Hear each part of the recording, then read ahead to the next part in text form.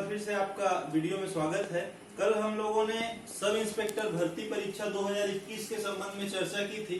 तब मैंने आपको बताया था कि शारीरिक मापजोख और प्रारंभिक परीक्षा में क्या रणनीति होनी चाहिए और कैसे हम उसको बहुत आसानी से उत्तीर्ण कर सकते हैं। और उसके बाद आपको मेंस मुख्य परीक्षा के लिए मैंने चर्चा की थी, लेकिन कल ज्यादा डिटेल में इसमें बात नहीं हो पाई थी। तो मुख्य परीक्षा के बारे में आज हम लोग चर्चा करेंगे। मुख्य परीक्षा में 3 प्रश्न पत्र होंगे। पहला जो प्रश्न पत्र होगा, जो पहली परीक्षा आपकी ली जाएगी, वो जीके और जीएस की होगी। मतलब सामान्य अध्ययन और सामान्य ज्ञान से 100 प्रश्न पूछे जाएंगे, जो एक प्रश्न के लिए 2 अंक निर्धारित होंगे और जिसके लिए 200 अंक दिया जाएगा। तो एक चीज यहाँ पर समझना जरूरी है कि जीके और जीएस इसमें बोलने से सारे सब्जेक्ट आ जाएंगे। सबसे महत्वपूर्ण तो छत्तीसगढ़ आ जाएगा और बाकी के जो बचे हुए सब्जेक्ट हैं वो आ जाएंगे। तो छत्तीसगढ़ से लगभग 40 प्रश्न पूछे जाएंगे और बाकी के जो विषय होंगे उससे लगभग 60 प्रश्न पूछे जाएंगे। तो 40 प्रश्न चूंकि केवल छत्तीसगढ़ से पूछा जाएगा, इससे बहुत आसानी से हम समझ सकते हैं कि छत्तीसगढ़ का वेटेज और छत्तीसगढ़ की भूमिका हमारे सिलेक्शन में कितनी बड़ी होगी। लेकिन मैं आपको एक चीज से आगाह करना चाहता हूं कि बहुत सारे हमारे साथी जो विद्यार्थी हैं वो ये गलती करते हैं कि उनका पूरा फोकस केवल छत्तीसगढ़ में होता है और बाकी विषय वो अनदेखा कर देते हैं, जिसका खामियाजा उनको जब फाइनल लिस्ट आती है उसमें उठाना पड़ता है। तो आप लोग ये गलती बिल्कुल भी मत करिएगा। छत्तीसगढ़ को बहुत अच्छे से ध्यान देना है, इससे मैं इनकार नहीं करता, लेकिन जो बाकी के बचे हुए विषय हैं जैसे इतिहास हो गया, भूगोल हो गया, संविधान हो गया, अर्थव्यवस्था, करेंट इवेंट्स और जो भी सब्जेक्ट आप जानते हैं जीएस में जो होते हैं, उनको भी आपको अवॉइड नहीं करना है। इस वीडियो के बाद जब ये वीडियो पूरा कंप्लीट हो जाएगा, उसके बाद हम एक एक विषयवार जब चर्चा करेंगे, बिंदुवार चर्चा करेंगे, तो मैं आपको और उसको कंप्लीट कराते हुए चलूंगा और मैं ये कोशिश करूंगा कि हर विषय का जो महत्वपूर्ण टॉपिक है, जहां से प्रश्न बनने की ज्यादा संभावना है, उसको हम लेते हुए चलेंगे। तो ये वाला प्रश्न पत्र 100 प्रश्न आएंगे, 200 अंक होगा, जिसमें संभावना है कि 40 प्रश्न छत्तीसगढ़ के और 60 प्रश्न बचे हुए विषयों के होंगे। तो इसको समान रूप से लेके हमको चलना पड़ेगा। दूसरा जो प्रश्न पत्र होगा वो हिंदी और इंग्लिश का होगा। इसमें भी 100 प्रश्न का अनुमान है जो 200 अंक के होंगे। लेकिन यहाँ पर मैं आपको एक चीज क्लियर करना चाहता हूँ कि पिछला पिछला एग्जाम हुआ था 2011 में सब इंस्पेक्टर का, इसमें हिंदी और इंग्लिश में ऑब्जेक्टिव टाइप के प्रश्न भी थे और डिस्क्रिप्टिव भी थे। तो हिंदी में आवेदन लिखने के लिए आया था और अंग्रेजी में ऐसे लिखने के लिए आया था। तो इस बार भी ऐसा हो सकता है। एक चीज हमको ध्यान रखना है कि हिंदी का जो वेटेज है वो 60% का होगा और अंग्रेजी का जो वेटेज है वो 40% का होगा। यहाँ पर इंग्लिश में जिन लोगों को एक्सेस प्राप्त है उन लोगों को अच्छे मार्क्स आएंगे, इसकी पूरी संभावना है। लेकिन जिन लोगों की इंग्लिश वीक है उनको भी चिंता करने की आवश्यकता नहीं है, क्योंकि ये वाला पेपर है पहला वाला और दूसरा पेपर जो एप्टीट्यूड वाला है वो भी आपको इसमें कवर अप कर सकता है। मैं इंग्लिश के कुछ महत्वपूर्ण टॉपिक्स से आपको जरूर परिचय कराऊंगा और मैं पढ़ाऊंगा आपको, तो आपके लिए आसान हो जाएगा, लेकिन आपको मेहनत करना पड़ेगा। तीसरा जो प्रश्न पत्र है वो एप्टीट्यूड का है। एप्टीट्यूड के भी 100 प्रश्न आएंगे, 2 अंक निर्धारित है, 200 नंबर का आएगा। तो इसके लिए आप क्या कर सकते हैं कि जो सीजीपीएससी का जो हमारा प्री का दूसरा पेपर है सी सेट का, इसको आप टारगेट कीजिए और बाकी इसकी तैयारी में मैं आपको कोशिश करूंगा कि जो महत्वपूर्ण टॉपिक्स हैं इस पे अपन वीडियो बनाएं और आपकी मदद करें।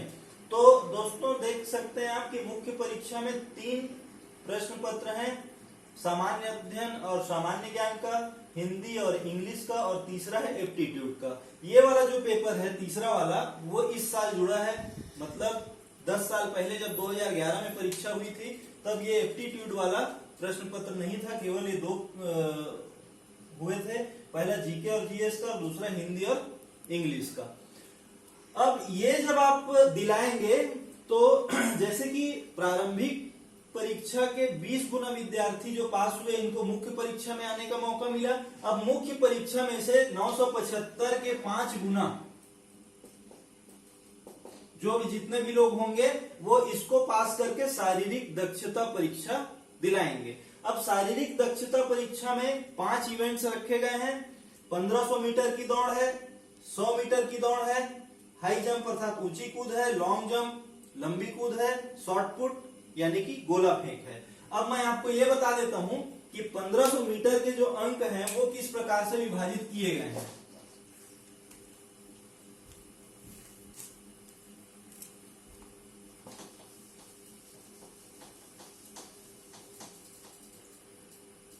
पंद्रह सौ मीटर में 5 मिनट में जो या 5 मिनट में या 5 मिनट से कम समय में जो दौड़ पूरी करेगा उसको पूरे 60 अंक दिए जाएंगे। 5 मिनट 10 सेकेंड में जो पूरी करेगा उसको 48 अंक दिए जाएंगे। 5 मिनट 20 सेकेंड में जो दौड़ पूरी करेगा उसको 36 अंक दिए जाएंगे। 5:30 में पूरी करने वाले को 24 अंक प्राप्त होंगे और 5:40 में पूरी करने वाले को 12 अंक प्राप्त होंगे और 5:40 से अधिक समय लेने वाले अभ्यर्थी को कोई अंक नहीं मिलेगा। क्लियर है? 5 मिनट या 5 मिनट से कम समय पूरी करने वाले को 60 अंक, 5 मिनट 10 सेकेंड 48, 5:20 36, 5:30 24, 5:40 को 12 और 5:40 से अधिक समय वाले को कोई अंक नहीं दिया जाएगा। तो ये हो गया 1500 मीटर के बारे में। अब मैं बताता हूं कि 100 मीटर में अंकों का निर्धारण किस प्रकार से किया गया है। तो 100 मीटर में 12.5 सेकेंड मतलब 12.5 सेकेंड से कम में दौड़ पूरी करने वाले व्यक्ति को 60 अंक, 13.5 वाले को 48 अंक, 14.5 वाले को 36 अंक, 15.5 वाले को 24 अंक और 16.5 वाले को 12 अंक मिलेंगे। 16.5 के बाद वाले को कोई अंक नहीं मिलेगा। अब यहाँ पर समझने वाली बात यह है कि 12.5 और 13.5 के बीच जो दौड़ पूरी करेगा उसको 48 अंक मिलेगा। 13.5 और 14.5 के बीच जो पूरी करेगा उसको 36 अंक मिलेगा। ये आपको क्लियर हो गया होगा। ठीक है, अब देखते हैं हम हाई जंप का क्या हिसाब किताब है। तो ऊंची कूद में 4.2 से स्टार्ट हो रहा है, मतलब 4 फीट 2 इंच जो कूदेगा उसको 12 अंक, 4.4 में 24 अंक, 4.6 में 36 अंक, 4.8 में 48 अंक और 4.10 अर्थात 4 फीट 10 इंच जंप करने वाले व्यक्ति को 60 अंक प्राप्त होंगे। यहां तक क्लियर है?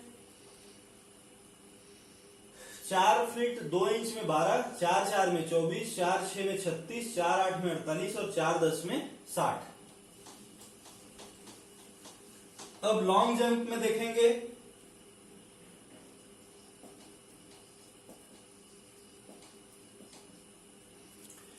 लॉन्ग जंप में 14 फीट वाले को 12, 16 फीट कूदने वाले को 24, फिर एक एक करके बढ़ेगा 17, 36, 18, 48 और 19 फीट वाले को 60। ठीक है, 14 फीट वाले को 12, 16 को 24, 17 को 36, 18 को 48 और 19 को 60। ये भी क्लियर हो गया। उसके बाद है शॉर्ट पुट, जिसको हम गोला फेंक कहते हैं।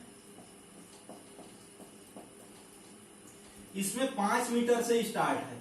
5 मीटर जो फेंकेगा उसको 12, 6 मीटर वाले को 24, 7 मीटर वाले को 36, 8 मीटर वाले को 48 और 9 मीटर या 9 मीटर से अधिक वाले को 60 अंक मिलेगा। इस हिसाब से हम ये देख लेते हैं कि सारे 60 अंक के हो रहे हैं।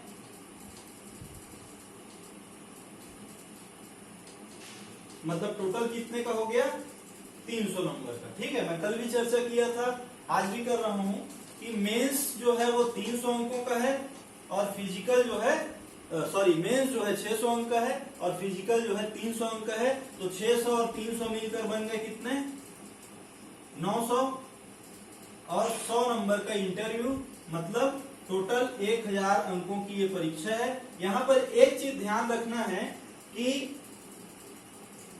इसमें कम से कम 30% अंक लाना अनिवार्य है, तभी आपको इंटरव्यू में कॉल किया जाएगा। मतलब 300 का 30% होता है कितना, 90।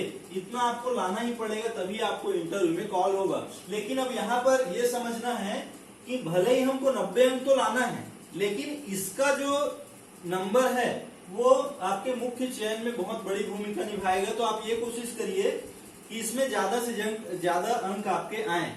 मैं अपना एक्सपीरियंस बता रहा हूं, 2011 में जिस भी व्यक्ति ने 180 अंक किया था उसका सिलेक्शन हो गया था। मतलब ये बहुत बड़ी भूमिका निभाता है, ऐसा मैं बोलना चाह रहा हूं। 180 अंक जिसके भी आए थे वो सारे सिलेक्टेड हो गए थे। तो आप कोशिश करिए कि कम से कम 180 अंक आप ले आए। आपको मैं एक चीज बता दूं कि ये जो 1500 मीटर का जो दौड़ है वो इतनी आसान नहीं है।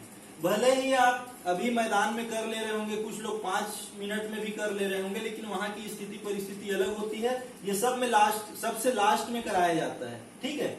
ये 100 मीटर है, इसमें आप 60 या 48 कर सकते हैं। ये ऐसा है कि आप अगर आप में थोड़ा सा स्ट्रेंथ है, थोड़ी सी तेजी है, तो ये आप कर सकते हैं। हाई जंप कुछ लोगों के लिए आसान है, कुछ लोगों के लिए मुश्किल है, कुछ लोगों से हो जाता है, कुछ लोगों से बिल्कुल नहीं हो पाता।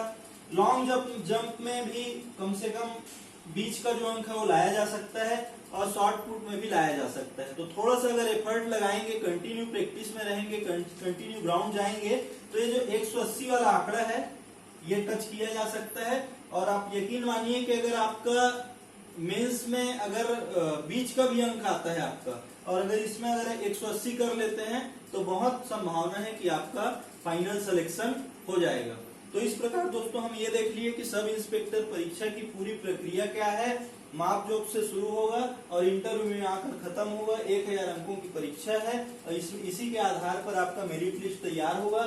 आप लोगों के लिए एक और अच्छी खबर है कि फूड इंस्पेक्टर के 84 पदों के लिए स्वीकृति मिल गई है, और कभी भी इसका नोटिफिकेशन जारी हो सकता है। एक बात और है कि ये मेरा व्हाट्सएप नंबर है। इस व्हाट्सएप नंबर पे आप व्हाट्सएप करके अपने कोई भी डाउट वगैरह आप पूछ सकते हैं, और बहुत ज्यादा जरूरी हुआ तो कॉल कर सकते हैं। मैं आपको रिप्लाई करने की कोशिश करूंगा, लेकिन व्हाट्सएप करेंगे तो निश्चित तौर पर आपको आपके सभी शंकाओं का समाधान मिलेगा। Thank you.